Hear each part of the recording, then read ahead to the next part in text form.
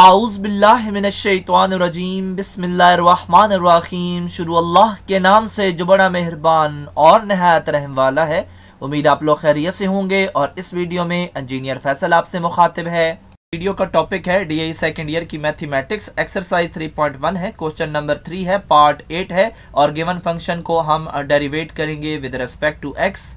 आपको अपने चैनल का इंट्रोडक्शन करवाता चलूं। मेरे चैनल का नाम है केमिकल इंजीनियरिंग एजटेक और इस चैनल के अंदर मोर देन 500 लेक्चर्स अवेलेबल हैं। और जिन सब्जेक्ट्स के लेक्चर्स अवेलेबल हैं उनमें शामिल है industrial chemical process, industrial stoichiometry, chemical engineering, organic chemistry, mathematics और इसके अलावा इंजीनियरिंग से रिलेटेड इंफॉर्मेटिव टॉपिक्स अवेलेबल हैं। और इसके अलावा आप मेरे चैनल को सब्सक्राइब करेंगे, बेल का आइकन प्रेस करेंगे तो मेरी हर लेटेस्ट वीडियो आपको मिलती रहेगी। एक्सरसाइज 3.1 है, क्वेश्चन नंबर 3 है, पार्ट 8 है और हमारे पास जहाँ पे जो सवाल अवेलेबल है इसकी होल की पावर है और हमने इसको डेरिवेट करना है विद रिस्पेक्ट टू एक्स करना है। सबसे पहले स्टेप के अंदर हम इसको y की इक्वल करते हैं और जब हम सॉल्व करते हुए d/dx लिखेंगे तो y की जगह पे इस फंक्शन को फीड करवा देंगे। हमने इस फंक्शन को फीड करवाया, अब हमने इसकी डेरिवेशन करनी है और हम देख रहे हैं कि इसकी तो होल की पावर है और जब भी हमारे पास डेरिवेशन में किसी भी फंक्शन या वेरिएबल की पावर हो तो हम उसके ऊपर पावर रूल अप्लाई करते हैं। यहाँ पे मैंने पावर रूल लिख दिया। पावर रूल के मुताबिक पावर पहले, पावर में से एक कम और बेस का डेरिवेटिव लेते हैं और हम ये फार्मूला इसके ऊपर अप्लाई करेंगे। और फिर हम यहाँ पे देखें तो हमें जो बेस मिल रही है ये हमारे पास डिवीजन की सूरत हाल बन रही है और जब भी डिवीजन हो तो हम क्वोशंट रूल अप्लाई करते हैं। और यहाँ पे क्वोशंट रूल भी पेस्ट है, यहाँ पे u/v है। अगर नीचे वाला जो v स्क्वायर है इसको यानी कि स्क्वायर इसके ऊपर रखें और v को एज इट इज़ रख के u का डेरिवेटिव लें, दरमियान में नेगेटिव, और u को एज इट इज़ रख के v का डेरिवेटिव लें तो फिर हम अगर अपर पोर्शन को u कहें और लोअर पोर्शन को v कहें तो इस फार्मूला के अंदर जहाँ जहाँ पे भी u और v हैं अब हम वहाँ पे इनकी वैल्यूज़ को फीड करवा देंगे। और सबसे पहले हम स्टार्ट करते हैं अपने क्वेश्चन को पावर रूल से।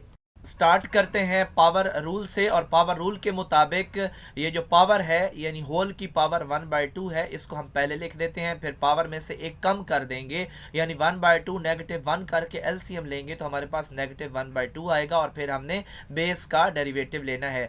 तो हमने अब बेस का डेरिवेटिव लेना है क्योंकि पावर रूल अप्लाई हो चुका है। और यहाँ पे आप देखें कि इस पावर रूल वाले पोर्शन को एज इट इज़ रखना है और हमने अप्लाई करना है क्वोशंट रूल इस बेस के ऊपर।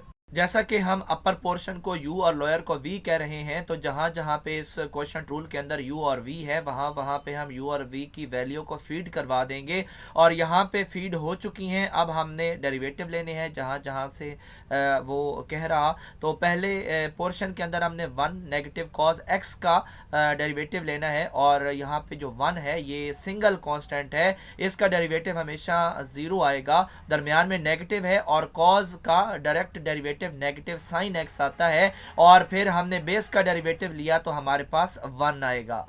इसके बाद दरमियान में नेगेटिव है जो कि फार्मूले में नेगेटिव था और अब हमने 1 + cos x का डेरिवेटिव लेना है। यहाँ पे जो 1 है ये सिंगल कांस्टेंट है और सिंगल कांस्टेंट का डेरिवेटिव हमेशा 0 आता है और cos x का जब डेरिवेटिव लेंगे तो ये नेगेटिव साइन x आएगा।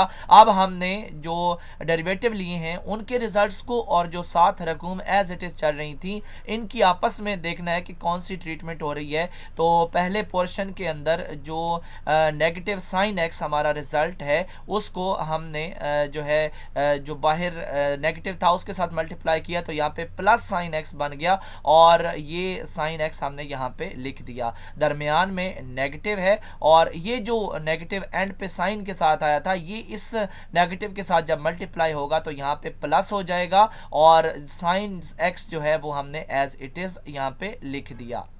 अब हम इसके लोअर पोर्शन को भी क्लियर कर लेते हैं। और आप देख रहे हैं कि जो पावर रूल के स्टार्ट में हमने यहाँ पे जो भी रिज़ल्ट लिया था, इसके अंदर आप देख रहे हैं कि अपर पोर्शन भी है, लोअर पोर्शन भी है, इनकी होल की पावर भी है। तो हम पहले अगर इनकी पावर को सेपरेट कर लें, अपर को 1/2 दे दें और लोअर को भी 1/2 दे दें, और उसके बाद हम देखें कि जो अपर पोर्शन है उसके जो पावर है उसके अंदर का जो मटेरियल है और इस सेकंड पोर्शन के अंदर जो लोअर पोर्शन है इसके अंदर का जो मटेरियल है, ये दोनों सेम है, जस्ट इनकी पावर का डिफरेंस है। और बेसिस क्योंकि सेम है तो अब हमें एक फार्मूला यहाँ से मिल सकता है कि अगर हमारे पास बेसिस सेम हो तो पावरें जमा हो जाती हैं।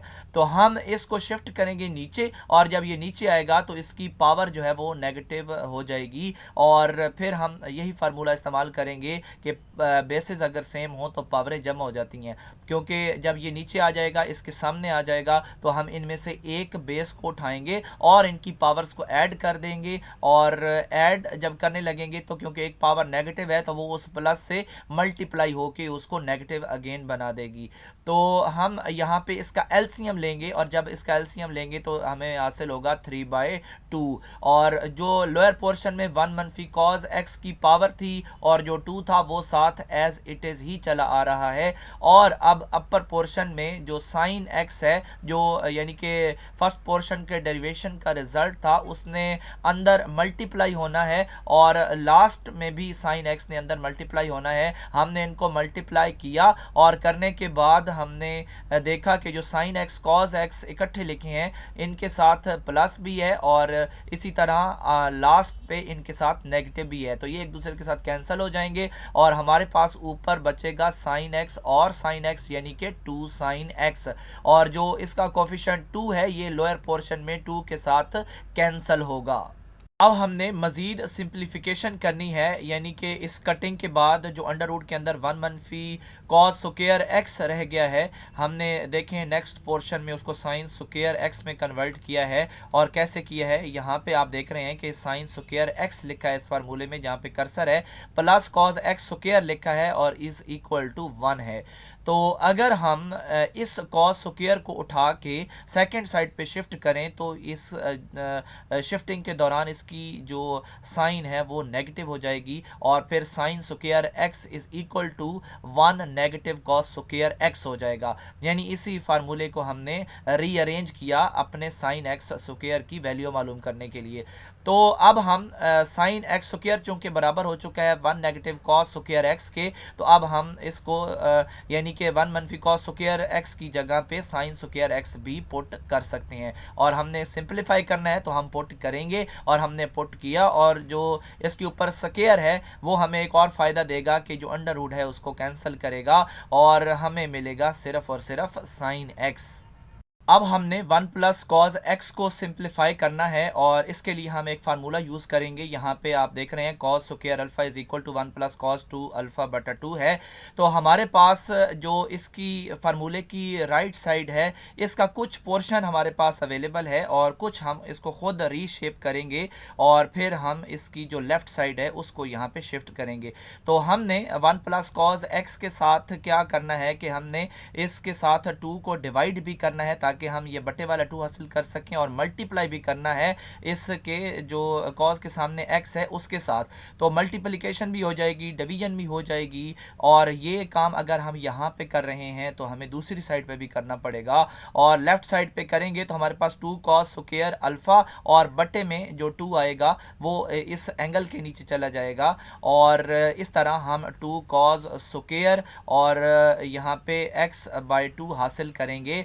और अब हम क्योंकि ये हमारा जो राइट साइड है ये कंप्लीट हो चुका है 2 की डिवीजन और मल्टीप्लिकेशन की वजह से, तो अब हम इसकी जगह पे ये लेफ्ट साइड को पुट कर सकते हैं, और दोनों जो हमारे पास साइड्स हैं वो रीशेप हो चुकी हैं। तो रीशेप होने के बाद हमें 2 कॉज स्क्वायर और अल्फ़ा की जगह पे x/2 हमारे पास आया, और अब हमने ये इसको लेके चलना है आगे। और इस तरह जो ऊपर हमने साइन एक्स और नीचे पीछे साइन एक्स हासिल किया था, साइन एक्स आपस में कैंसिल हो जाएंगे और मज़ीद हमारे पास जब यही पोर्शन आगे चलेगा कॉस स्क्वायर एक्स बाई 2 वाला, तो आपको पता है कि 1/cos जो है ये सीकेंड होता है, और अगर कॉस के ऊपर स्क्वायर है तो फिर सीकेंड के ऊपर भी स्क्वायर आएगा, और यही हमारा आंसर है जो कि हमने इन फार्मूलाज की सिंप्लीफिकेशन की वजह से हासिल किया है।